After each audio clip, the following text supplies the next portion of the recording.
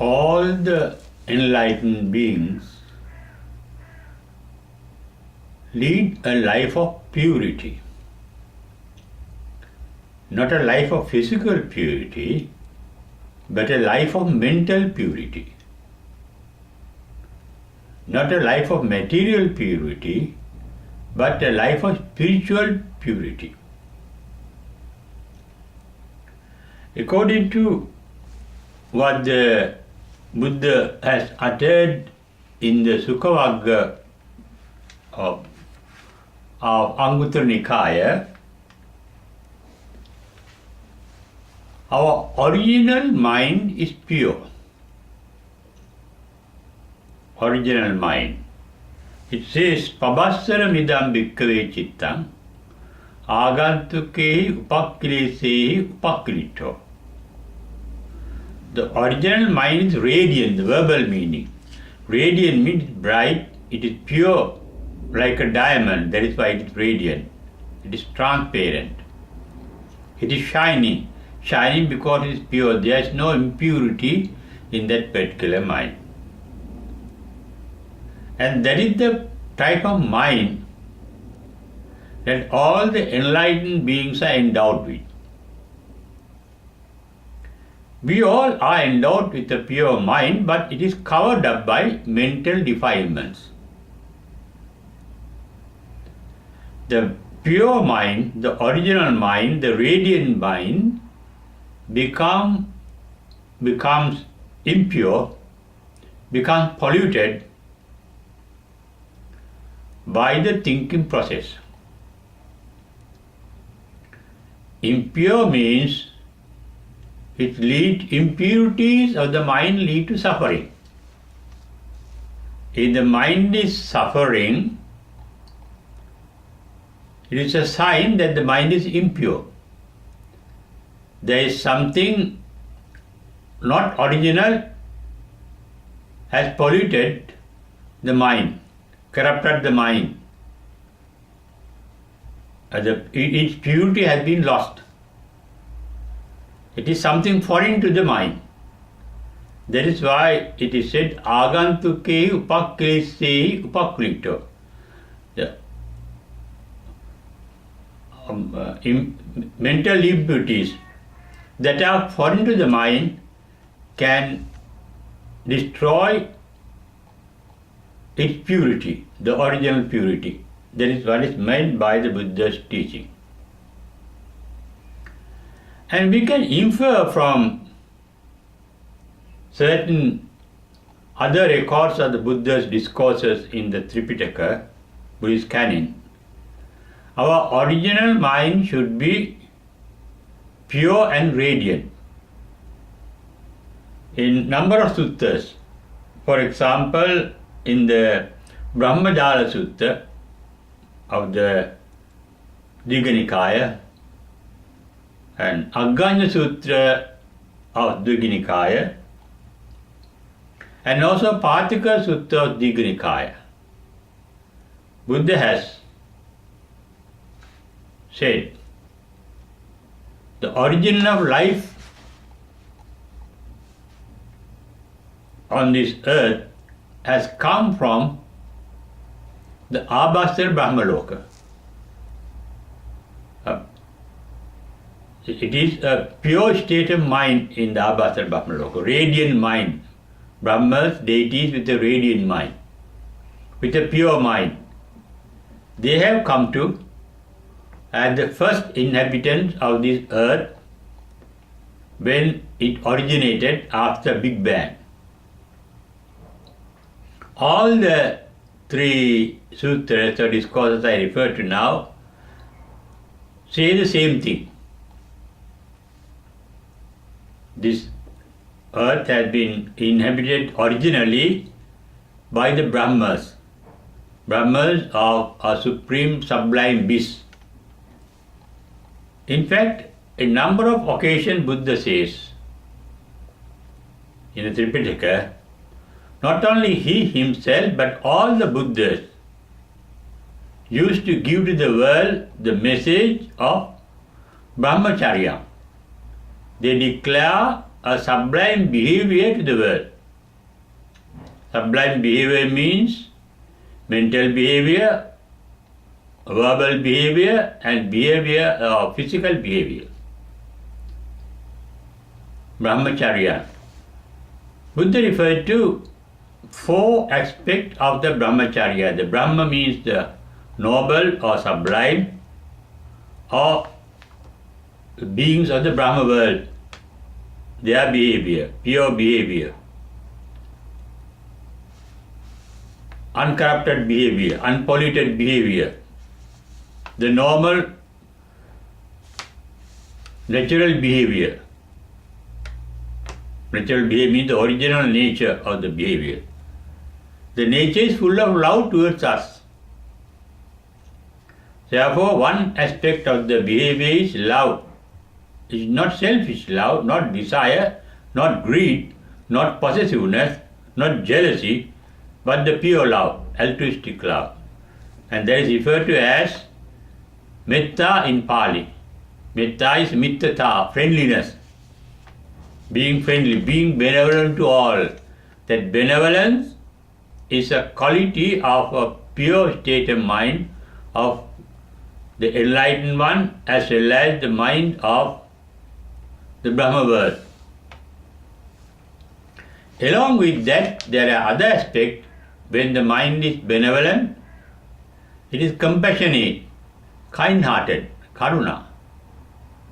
Karuna is kind-heartedness, compassion. Metta, karuna, mudita. That is translated in English as altruistic joy. Alert in doing the good, alert in being good, never tired of being good, constantly alert, constantly active in being good. That is called mudita. Enjoy, joy or delighted by being good. The delight of being good, the altruistic delight of being good. And upekka, non-friction, no conflict, no resentment, ability to take things as they are. That is aspect of love and compassion. Divine love, what we may call. In fact, St. John's Bible says God is love. Because in Buddhism there is no God, but there is a godliness. There are gods of sublime behavior with full of love in different heavens. And the original inhabitants of this earth, according to the Anguttara Nikaya Tika Nipata, in Sukhavagga, or we may call it Pabhasara Vagga, sub branch of Sukhavagga, original inhabitants have come from that Brahma world with this sublime behavior was metta, karuna, mudita, upekka. Therefore, that original capacity to be of a sublime, pure, radiant mind is there in us. If there is no such tendency hidden, latent in our mind, nobody can get enlightened. Enlightenment is not something foreign to the mind. It is not something that we can do. It is not something that is born. It is not something that is formed by other factors that are available in the mind. That is why in describing the enlightenment or the nirvana, Buddha said, nirvana is ajata, it is not born. There is no birth of nirvana. It is already born. It is already there. It is an eternal phenomenon. Abhuta, it does not happen. It is not an event. It is not a new event. Because nirvana, that sublime bliss, the purity, the bliss of purity, there in our original mind that is hidden by the mental impurities. Therefore, our mind, the original mind, the original state of mind cannot be done, akata. The original base of the mind is nirvana. We can't do nirvana. Akata, no action can give rise to the nirvana, the sublime bliss. Asankata, it can be formed by other factors that are available in the mind. Therefore, original nature, pabasara midam bhikkave chittam, the original mind is radiant, free from impurities. Impurities lead to suffering that we experience in the mind.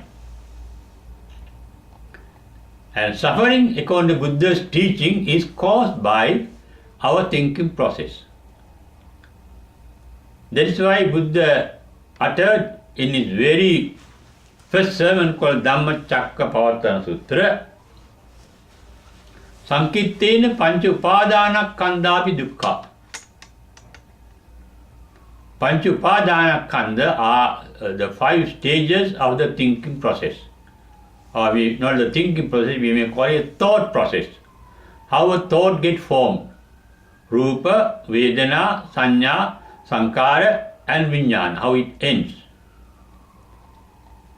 A thought starts its formation with the stimulation of sense organs. And that stimulation of sense organ by a sense object leads to sensation of that organ. And that organ leads to the recognition of similar memories of similar sensations recorded in our brain cells. The sensation is cognition of the sense stimulation, that is Vedana. Sanya is recognition of that sense stimulation. Sankara is the thought process that is generated by the recognition of the sense object, thinking about the sense object that has been sensed by the mind, recognized by the mind. And that thinking process can lead to some electromagnetic force, a power that can lead to future birth, maybe a good birth or a bad birth, a life of suffering or life of delight and happiness. That is the capacity to go to heaven or to hell, according to different religions and as well as according to religion. Good deeds mean both thoughts, words and action, lead to a life in heaven. And those thought processes are called punya-visankara. Those thought paths that lead one to heaven, hell, are called apunya-visankara. And there are other sort of thought process called anijja-visankara that leads to a birth not in heaven but in a Brahma world, a meditative world, a world of trances, where there is no positive or negative, there is only a neutral state of mind in the Brahma world. That is why I say there is no opposite sex in the Brahma world. There is absence of negative and positive. They are amalgamated into oneness, and that turns into a neutrality of the mental state, but it also a life that can go for years and years, kalpas and kalpas. Thus, our thought process leads to our leading a prolonged life in the samsara, in the existence, life after life. If you are not enlightened, that leads you to be in hell also one day. In number of sutras, for example, in the Puggala Sutta, in the canon, Buddha says, even if you lead an eon, a full life in a Brahma world, you can come back to hell thereafter. after the power of the wholesome deeds that led you to the Brahma world comes to an end. This shows our mind is capable of being pure as well as being impure. Therefore, the advice of all the Buddhas, according to the Buddha's saying in the Dhammapada, Sacitta pariyodapanam etam buddhan sasanam. Purification of the mind is the advice of all Buddhas. Purify means purify it from the defilements, foreign defilement that are entered into it and covered its original form of radiance, original form of bliss. What is the original form of bliss? It is the bliss of nirvana, or the bliss adjacent to nirvana. The Bhavanga Chitta, our subconscious mind, according to Buddhist teaching, is a pure state of mind, free from greed, hatred and delusion. It is a state of mind called alobha, adosa, amoha. Without such a mental state, it says you can be reborn in this world as a human being. A human being can be born or conceived in this world by the power of a good deed, a wholesome deed that is based on alobha, adosa, amoha.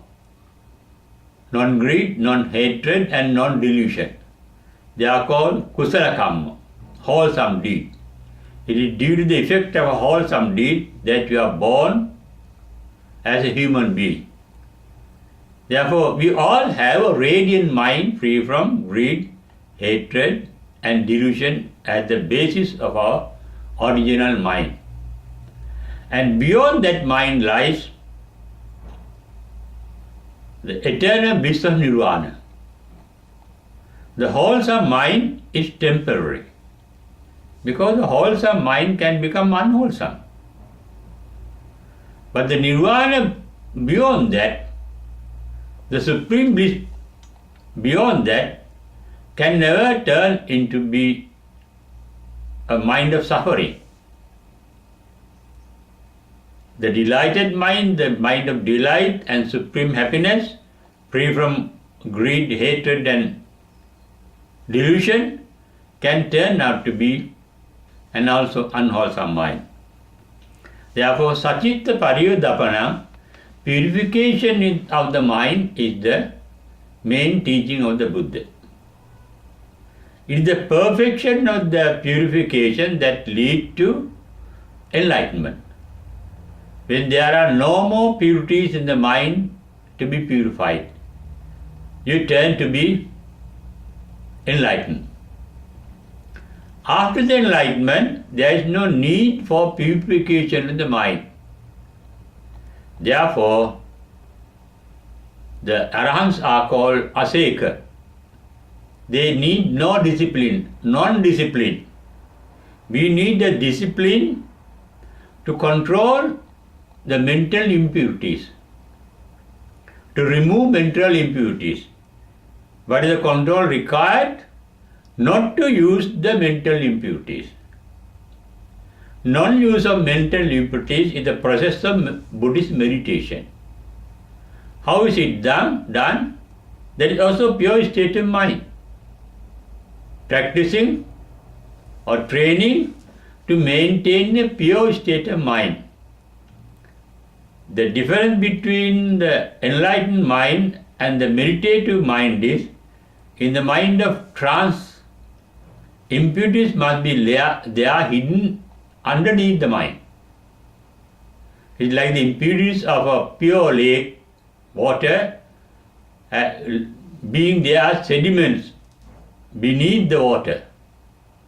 But they can come up at any moment through some disturbance of the pure water.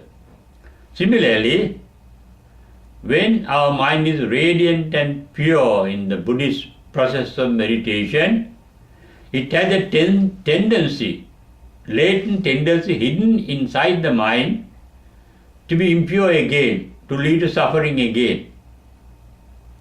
But the meditative mind, the Buddhist meditative mind and the enlightened mind are the same with regard to its radiance. The difference is seen. The enlightened mind is permanent radiant, can never be returned to the defiled state that it was, but the meditative mind can turn to be defiled by impurities that may crop up, that may get disturbed from the base of the mind. Therefore, they are needed control. But that control is not a control done by a self. It should be automatic control. The power of that control is called virya. It is effortless control. How does it happen? It happens through the Buddhist meditation of vipassana, vidarshana, observation. Constant observation of one's own mind. We all are enlightened with the wisdom to maintain the bliss of mind, to get out the bliss of mind hidden in our mind, or the capacity to get enlightened is there in us hidden as a latent tendency. Therefore, in Buddhist meditation, that capacity is used, but with the risk and danger of it becoming impure. Therefore, there should be a control. That control comes from not the self. If you say, I want to control, it itself becomes impurity. It leads to greed. It leads to desire. It leads to third flow goodness. Not wishing, not controlling, not using willpower.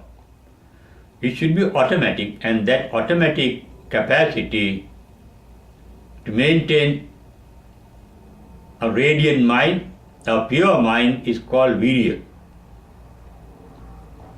But that virya must be there to control the mind,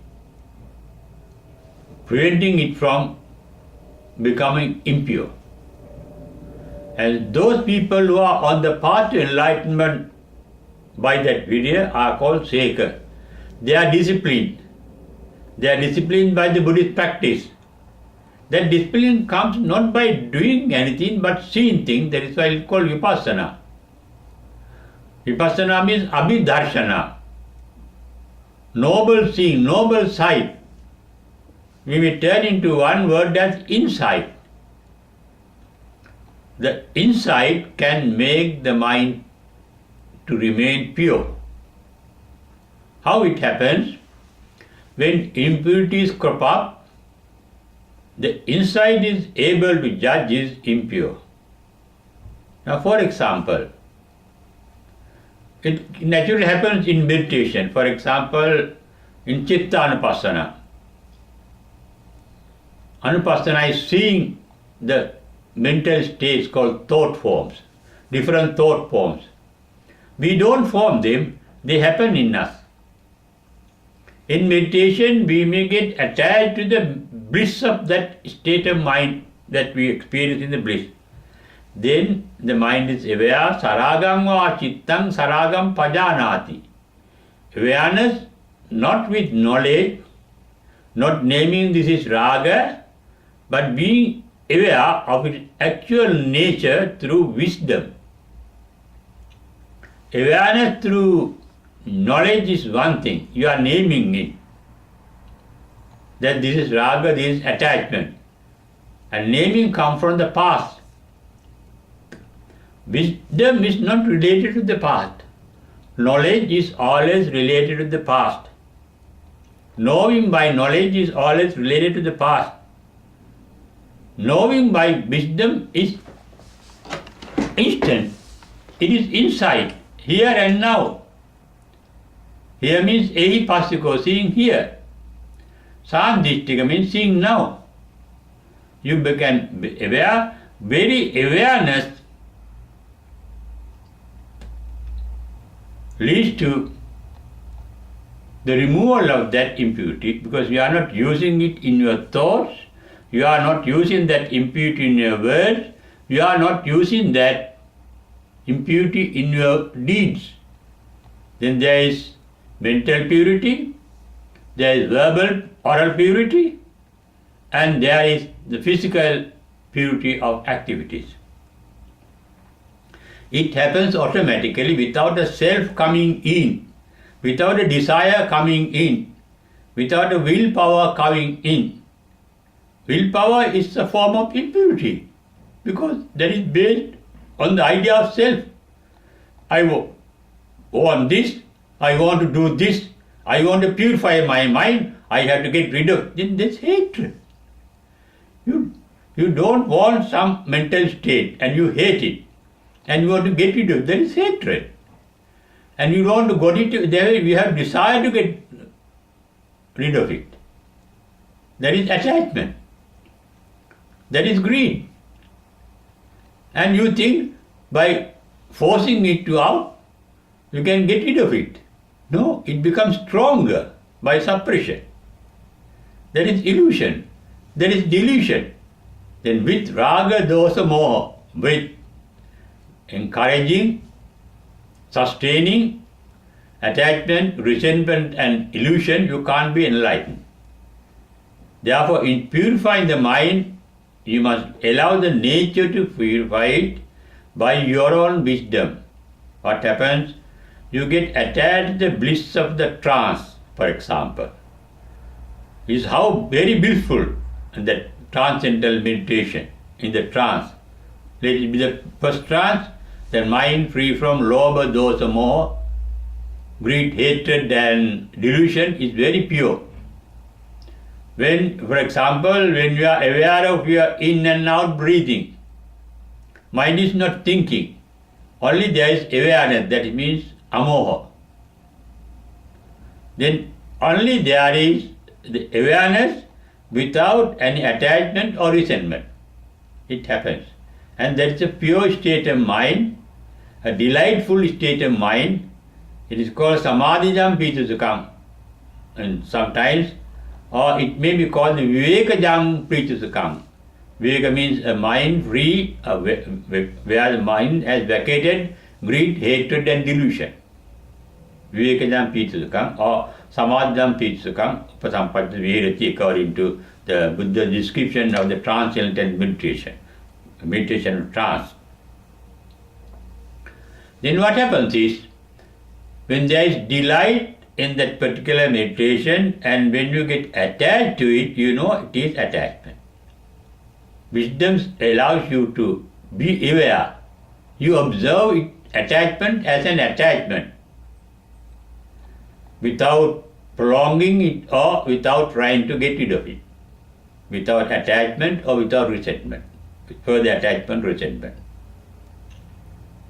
Then it does not turn into thought forms or verbal forms or deed forms. Then you are purified instantly. Whatever attachment there that crops up in your mind can't last long. Everything is born to decay and die. That is the basic reality of the nature. Everything is dynamic. They are in a state of transformation. Therefore, nothing can retain a permanent identity. Then when that attachment is lost, then there is a disattachment mind. Vitaragam va chittam, vitaragam chittanti pajanati. You become aware. You don't get attached to it. You become aware. Now the attachment is gone. Then there is a mind free from attachment. An enlightened mind, form of mind. But you don't get attached to it. But it also can't last long. A mind that has got used to be attached to things, life after life. Because the number of discourses Buddha has said, our mind has got used to attachment. In number of sutras discourses, for example, in the Gaddula Baddha Sutra of Samyutta Nikaya, in the Tinakatta Sutta of Samyutta Nikaya, in the Sukita Sutta of Samyutta Nikaya, say that our samsara, our existence in this universe, even the Buddha cannot find the beginning. Anamataggo bhikkave yayan sansaro pubbha koti napanyayati. In all those discourses, Buddha said that for such a long time we have been used to be attached to. Can't get rid of it easily. You must understand the gravity of your attachment. But when we are not using the attachment, in your thoughts, words and deeds, they become weak. It becomes a non-attached mind.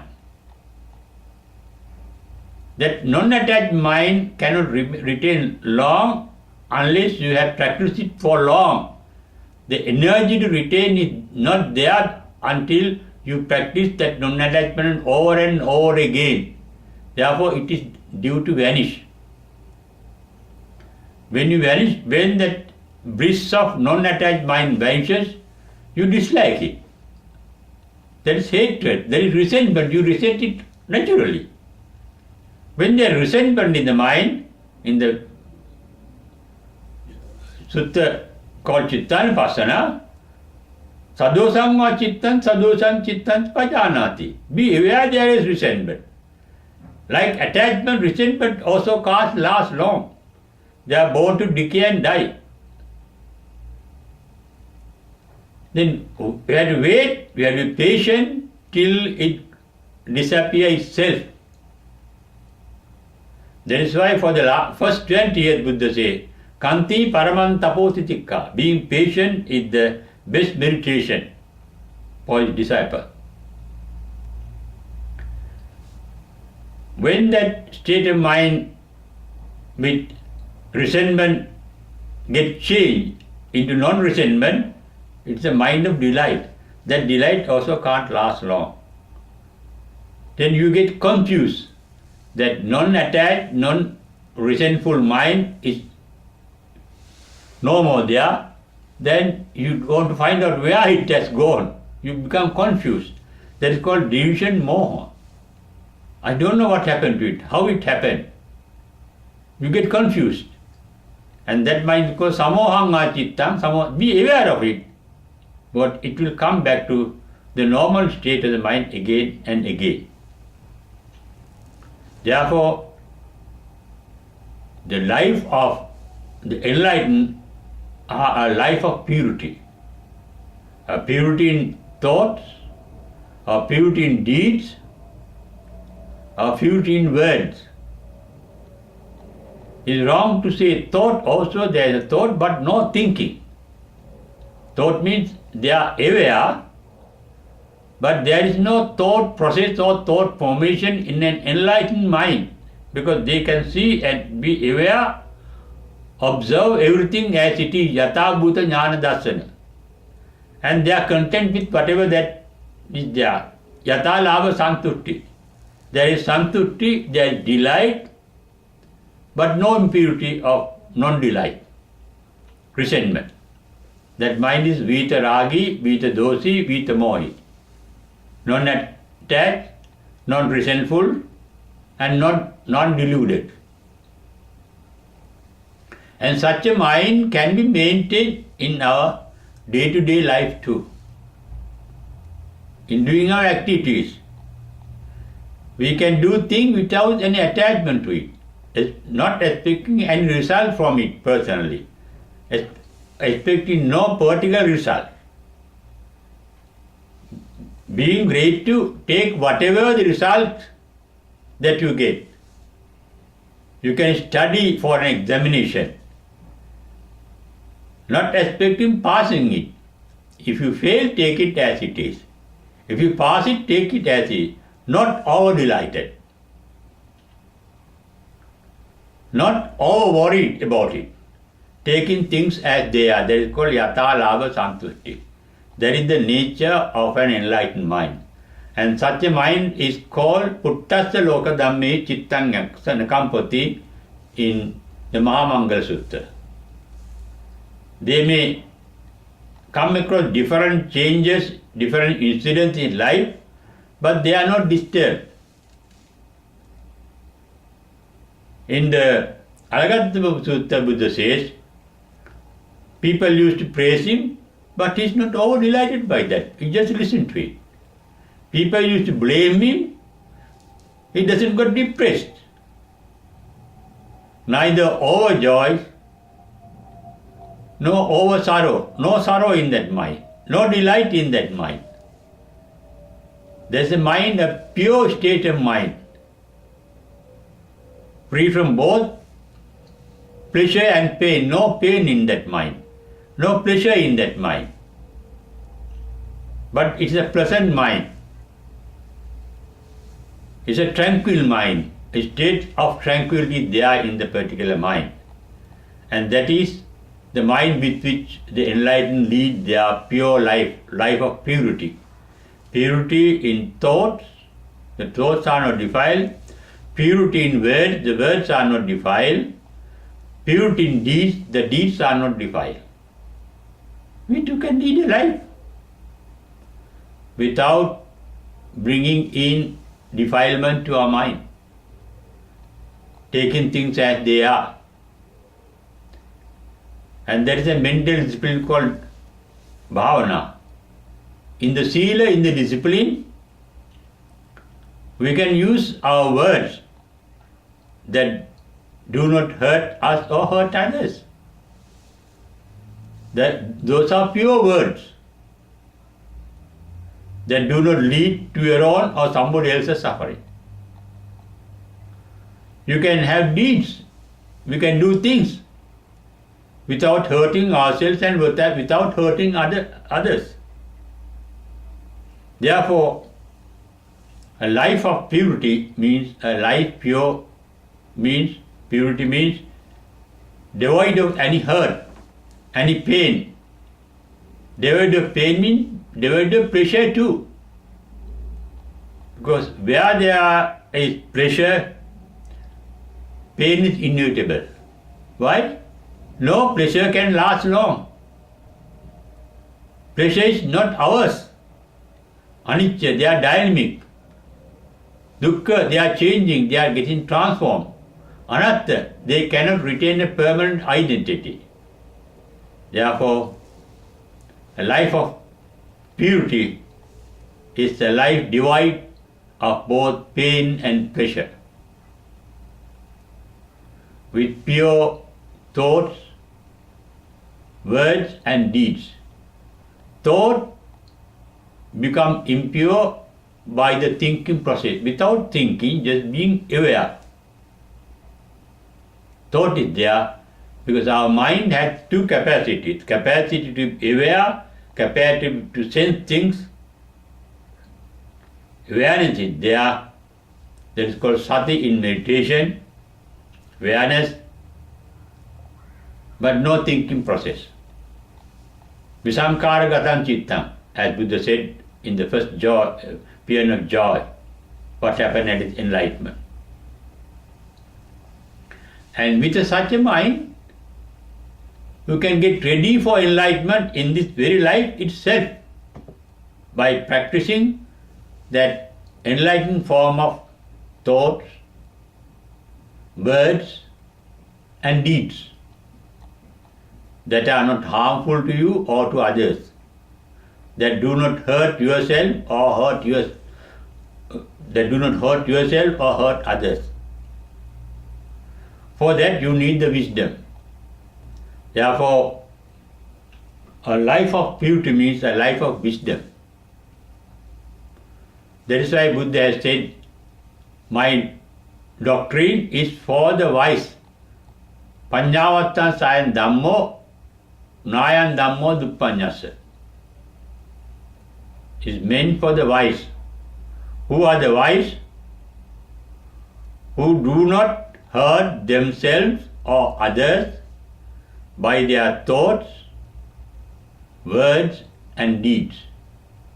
And that is the life of purity that you can practice everywhere every moment. And everywhere that you can say here, every moment that you can say now, here and now, you can practice a life of purity, led by the enlightened. You may not be enlightened, but you can lead a life of enlightenment. Once that enlightenment becomes permanent, undisturbed, when all the impurities of your mind are removed, you can become perfectly enlightened. Therefore, enlightenment is not an impossibility, but a possibility. If you can use your own wisdom to observe yourself, your own mind, to be aware, to be alert, to be sensitive, when it becomes impure. Then you can find out the cause of the impurity.